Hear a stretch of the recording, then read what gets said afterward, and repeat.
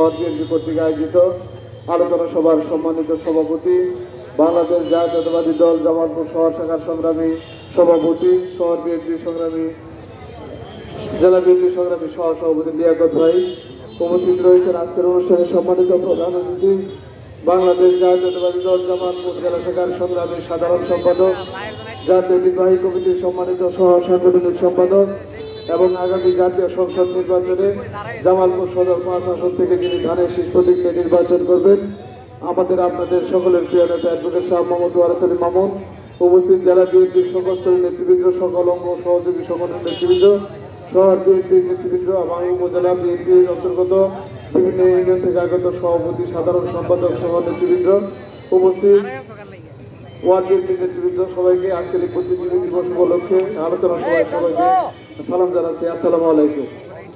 সংগ্রামী বন্ধুগণ, শহীদ বুদ্ধিজীবী দিবস সম্পর্কে ইতিমধ্যে অনেক আলোচনা হয়েছে। আমি শুধু এইটুকু বলতে চাই, আমাদের প্রিয় নেতা শহীদ রাষ্ট্রপতি জিয়াউর রহমানের স্বাধীনতা ঘোষণার মধ্য দিয়ে 9 মাস রক্তক্ষয়ী যুদ্ধের মধ্য দিয়ে আজকের এই বাংলাদেশ পেয়েছি। আগামী 16 ডিসেম্বর বিজয় দিবস।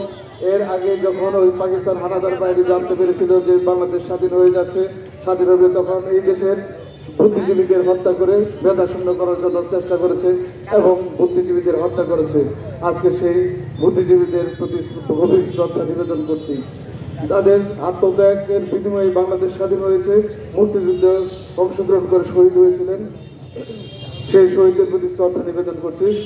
পরবর্তী আজকের এই বুদ্ধিজীবী দিবসে আমি আপনাদের যে কথাটি বলতে চাই, গত 5 আগস্ট এই স্বৈরাচারী শেখ হাসিনার পতন হয়েছে এবং তিনি দেশ থেকে পালিয়ে গিয়েছেন। কিন্তু দেশ থেকে পালিয়ে যাওয়ার পরেও এখনো দেখা যাচ্ছে যে কিছু প্রেতাত্মারা রয়েছে, আওয়ামী লীগের কিছু দূষণরা রয়েছে, সেই দূষণরা এখনো চক্রান্ত চালিয়ে যাচ্ছে। আজকে বৈষম্য বিরোধী ছাত্র আন্দোলনের নেতৃত্বে এবং বিএনপি এবং অঙ্গ সহযোগী সকলের নেতৃত্বে এই সরকারের পতন ঘটানো হয়েছে। আমি বলতে চাই যে আগামী জাতীয় সংসদ নির্বাচনে আমাদের দলীয় প্রার্থী থাকবে মামুন ভাই।